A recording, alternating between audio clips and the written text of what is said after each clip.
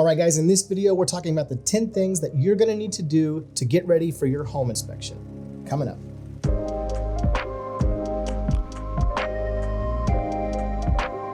All right, welcome back to the channel, you guys. I'm Jason with Greater Nixa Homes, and on this channel, we talk about all things real estate from Nixa down to Branson.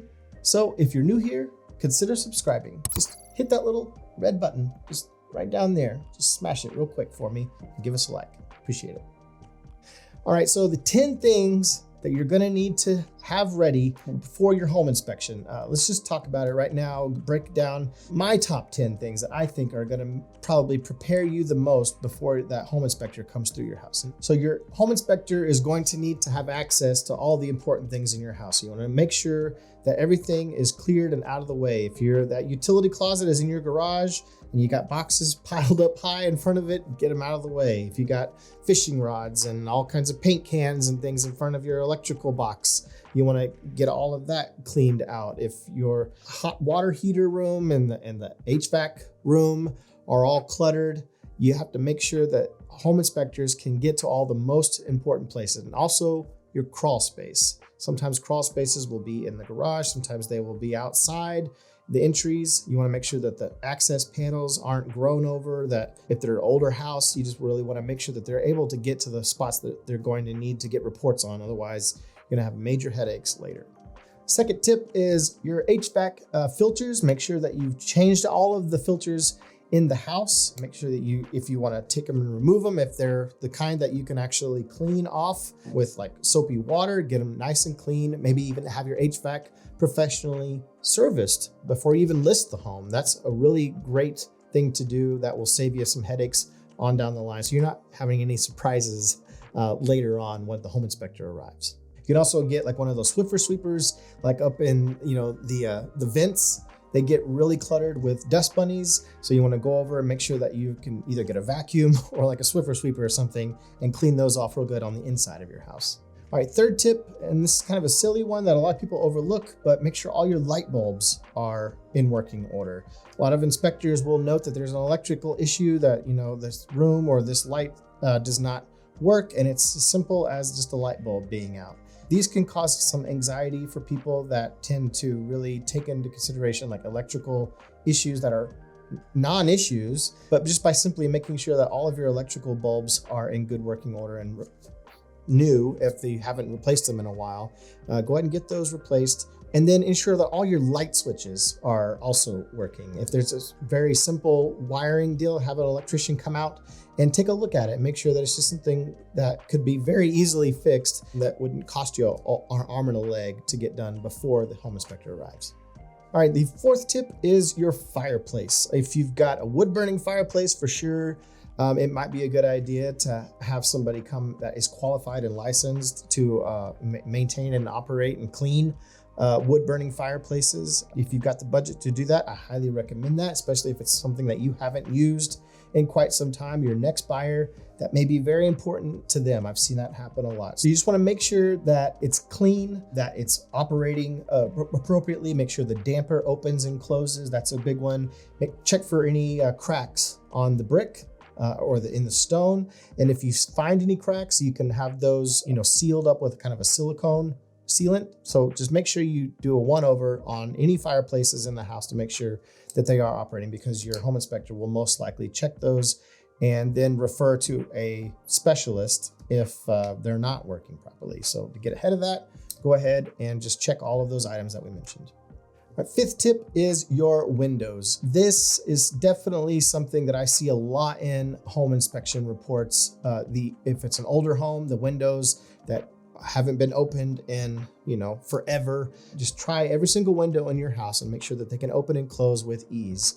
Make sure that they're clean, and then you definitely want to take care of any cracks in the window panes, especially if your buyer's getting a government loan. Those can be noted from an appraiser, so even if an inspector missed it, the appraiser may catch it, and it may not be something that the buyer has a problem with, but their lender and the appraiser that comes through there on a government loan may note that broken windows need to be replaced. So go ahead and get those taken care of before the inspector arrives. Sixth tip, and this goes along with the windows also, is just around the trim of your windows. You'll see on the outside noted in a lot of inspection reports, rotted wood. If your house is built probably in the 70s or 80s, you'll probably have a lot of exposed wood on the outer edges that have just been exposed to elements for any number of time. It might be as simple as doing a new coat of paint or just putting a nice fresh piece of trim on the outside, but check all of your windows to make sure they don't have any wood rot. And your doors too. We should mention doors because that's another big one too, not just your windows, but your doors. All right, the 7th tip is all of the exterior, just kind of do a one-over around the entire exterior of your house. If you got vinyl siding, check for holes in the siding. You got stucco, look for cracks and holes in the stucco and get those repaired. Again, if you have a government loan, those will be noted from an appraiser sometimes and also the inspector. But you just got to know that any major holes, definitely where vermin, mice, any kind of bugs and critters that can get up inside of the inside of your home, you can seal those with some silicone sealant as well. All right, tip number 8 is get any wood. If you have a wood burning fireplace and you're piling up your wood outside the house, or if you've got, here's another one, a big one, mulch. A lot of people love the look of mulch and they just put it all around the perimeter of the house. You know what else likes mulch? Termites, especially after it rains for a good long while and you've got all this lovely wet rotting wood right around the perimeter of your house. There's nothing sweeter to a termite than mulch and firewood. So just get those, I'd say 10 feet at least away from the exterior of your house.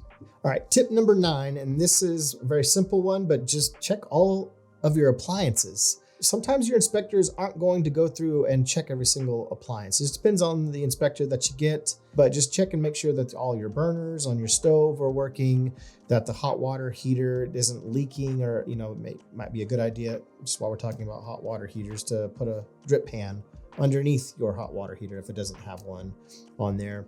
And that the valve that comes out, the emergency valve that comes out the top, has a tube that runs all the way down to that drip pan. I see those so many times on home inspections. So these are very simple things that you can do that will just start checking off things that buyers may or may not put on a home inspection repair request list. Okay, so the last tip is fix any repairs in the ceiling. Leaks was what we're talking about here.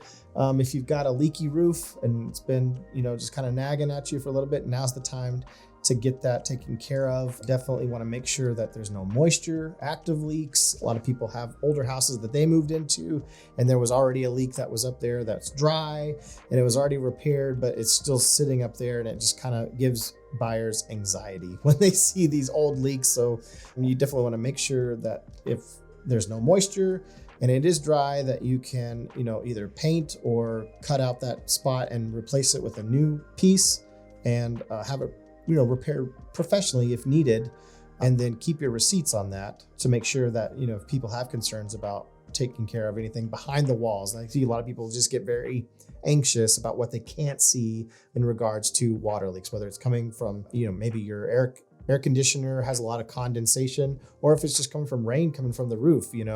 Make sure that there's no active leaks, and have your roof checked by a professional roofing company. Can come by and they can do an evaluation of your roof to see how much life is left in that, because that can definitely hang up a deal.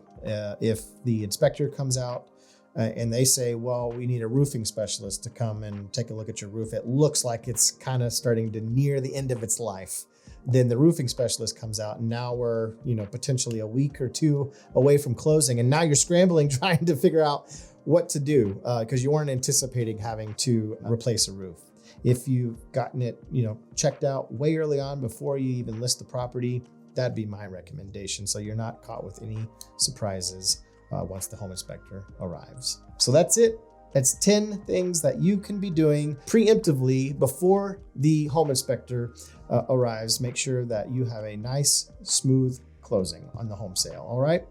I hope you enjoyed this video, guys. If I think I missed something, leave me a comment down in the bottom there, and I'll be sure to add that to one of my next videos here, where we talk about a lot of different home buying, home selling tips in regards to home inspections and lending and all that. If you enjoy these type of videos, let me know. I enjoy making them. If you're new here, make sure you click that subscribe button. I'd love to have you as a subscriber. We are at over 130 something subscribers now, so I'm super excited. The channel keeps growing, and I've just really enjoyed pumping out this content for you here. I'm Jason with Greater Nixa Homes, and I will see you in the next video. Bye.